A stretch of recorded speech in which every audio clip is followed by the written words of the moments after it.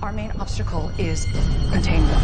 We're in a state of crisis. The decision to quarantine all those infected was not taken without careful consideration. This vehicle is for the infected. No, you'll have to take me. You'll never believe where they brought us. God is punishing us. You can make a difference. The only thing more terrifying than blindness is being the only one. Please, stick together. You haven't eaten in 3 days. Oh, lady, I'll never forget your voice. And I won't forget your face.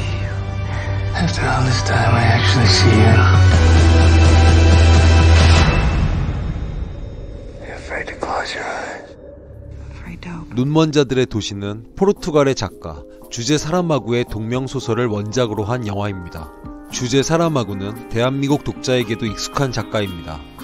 눈먼 자들의 도시, 도플갱어, 눈뜬 자들의 도시, 죽음의 중지 등 그가 발표한 여러 소설이 현재 대한민국에 번역 출판되어 있습니다. 각 작품마다 독특한 설정에 기반을 둔 치밀한 묘사로 주제 사라마구는 대한민국 독자에게도 나름의 인기가 있는 작가입니다.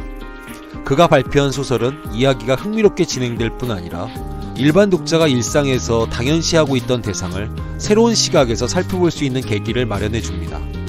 예컨대 그의 소설 눈먼 자들의 도시는 정상인이라면 누구나 가지고 있는 시력이 사라졌을 때, 다시 말해 대다수의 사람이 눈뜬 장님이 되는 상황을 설정해 볼 수 있는 능력이 비정상이 될 경우 어떤 일이 우리에게 발생할 수 있는지를 흥미롭게 제시합니다. 이러한 극단적 설정은 그의 소설 죽음의 중지에서도 나타납니다. 어쩔 수 없이 죽을 수밖에 없는 존재, 인간이 어느 날부터 죽지 않게 된다면 세상이 어떤 변화를 겪을 수 있는지, 그는 이 소설의 극적인 설정만큼 극적인 사건으로 흥미로운 이야기를 제시합니다. 저에게 주제 사라마구가 어떤 작가인지 물으신다면 저는 우리 인생에 매우 익숙하고도 당연한 설정을 부정해 독자에게 우리 삶의 근본적 문제에 대한 고민을 이어나가게 하는 작가라고 생각합니다. 눈먼 자들의 도시가 영화화되었을 때 이미 그는 세계적 작가였습니다. 노벨 문학상 수상 작가였을 뿐 아니라 상업적으로도 인정받은 작가였습니다. 소설 눈먼 자들의 도시가 1998년에 이미 대한민국 출판시장에 번역 출판되었다는 점에서 이 소설에 대한 대중의 인식도가 상당히 높은 편이었습니다. 이 소설이 영화화되어 극장 스크린에 옮겨졌을 때 대중의 기대치는 매우 높았습니다. 역시 높은 기대는 곧 실망으로 이어지기 쉽습니다. 물론 영화란 매체가 포용할 수 있는 세계와 소설이란 매체가 포용할 수 있는 그것이 비교도 할 수 없을 정도로 격차가 크다는 점에서 명작 소설 눈먼 자들의 도시를 영화가 뛰어넘는다는 건 애초에 불가능했을지 모릅니다. 영화화 과정에서 소설의 치밀한 이야기가 다소 느슨해졌고 소설에서 잔혹하게 그려진 내용이 영화에서 시각적으로 상당히 불쾌하게 그려졌기 때문에 대중은 이 영화에 대한 높은 평가를 내리지 않았습니다. 제목은 눈먼 자들의 도시인데 모순적이게도 이 영화를 제대로 평가할 수 있는 사람은 눈뜬 자들이었고, 눈뜬 자들에게 제대로 영화의 매력을 호소하고자 화면에 잔혹한 장면을 전시한 결과 영화는 큰 호응을 얻지 못했습니다. 그럼에도 저는 눈먼 자들의 도시가 우리가 볼 필요가 있는 영화라고 생각합니다. 이 영화는 소설 내용을 전반적으로 1:1 대응 방식으로 표현했고 사건의 발달부터 결말까지 동일한 플롯 구조를 유지합니다.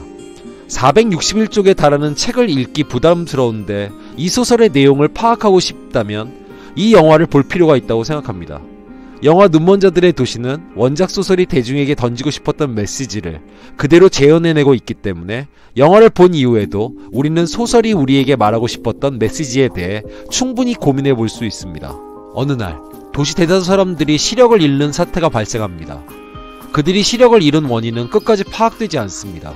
그들은 시력을 잃고 그들 앞엔 하얀 세상만 보입니다. 마치 누군가 그들의 눈에 하얀 막을 덮어둔 것처럼 그들의 시야는 하얗게 지워집니다. 이것이 일종의 바이러스라고 판단한 정부는 시력을 잃은 사람들을 격리 수용하기 시작합니다. 시력을 잃었다는 이유로 사람들은 정부가 마련한 수용소에 집결됩니다. 이때 한 여성이 수용소로 끌려갈 위기에 처한 자기 남편을 따라갑니다. 자신도 시력을 잃었다며 거짓말을 해 시력을 잃은 남편을 따라 그녀도 수용소에 격리됩니다. 눈먼 자들 사이에 단 한 명의 눈뜬 자가 남아있게 되는 상황이 벌어진 겁니다. 수용소에서 그녀는 자신이 시력에 문제가 발생하지 않은 사람이란 사실을 밝히지 않습니다. 이 결과 수용소에서 어떤 일이 벌어지는지 목격할 수 있는 유일한 사람이 됩니다. 시력이 있는 사람이 정상으로 인정받는 것이 우리 세상의 일반 설정이라면 이 수용소에선 시력을 잃은 사람이 다수가 되었다는 점에서 정상이 됩니다. 정상과 비정상의 경계가 이곳에선 역전됩니다. 시력이 있는 사람이 오히려 이곳에 남편과 함께 남기 위해 시력을 잃은 척 해야 하는 이상한 상황이 발생합니다. 영화 눈먼자들의 도시는 일단 원작 소설이 대중에게 제시하고 싶었던 메시지 중 하나인 바로 정상과 비정상 범주의 상대성을 잘 표현합니다. 수용소에 갇히기 전 모든 사람은 눈뜬 자를 정상의 범주에 넣고 살아왔습니다. 그러나 수용소에서 눈먼자들 다수가 폭력수단을 확보한 뒤 눈먼자들 중 약자, 예컨대 여성을 향해 가혹한 폭력을 행사합니다. 그런데 영화 초반 남편을 위해 수용소에 들어온 눈뜬 여성은 그러한 폭력 상황을 목격하고 있으면서도 애써 방관하는 모습을, 다시 말해 못 본 척 해야 하는 상황에 빠집니다. 눈먼자들의 세상에서 눈뜬 자가 절대적 힘을 가질 수 있다고 생각할 수 있겠지만 사실 다수의 힘을 선점한 비정상이 정상이 되는 순간 시력이라는 진정한 힘을 가진 단 한 사람이 눈먼자들의 잔혹한 세상을 바꿀 수 없다는 점을 영화는 잔혹한 사건 속에서 제시합니다. 영화 대사 중 하나인 가장 두려운 것은 오직 나만이 볼 수 있다는 사실이다에서 드러나듯이 절대 다수의 횡포 앞에선 절대 소수인 사람이 세상을 개선할, 세상의 발전을 도울 매우 특별한 능력을 가지고 있더라도 그것이 아무 힘을 발휘할 수 없다는 점을 영화는 우리에게 제시합니다. 특정 약자 대상을 향한 무자비한 폭력이 일어나는 광기의 시대가 도래할 때 대중이 정상적 사고 능력을 상실한 상태에서 그 대상을 향해 사회의 모든 잘못을 덮어 씌우려고 할 때 여러분만이 그들의 그러한 행위가 잘못되었다는 점을 인식하고 있다면 여러분은 광기에 사로잡힌 그들을 향해 그들이 잘못했다고 말할 수 있을까요? 이 질문에 대해 아니란 대답을 한다고 해서 여러분이 나쁜 사람인 건 아닙니다. 저를 포함한 다수의 사람이 이 질문에 기꺼이 긍정적 답을 하는 건 참 어려운 세상입니다.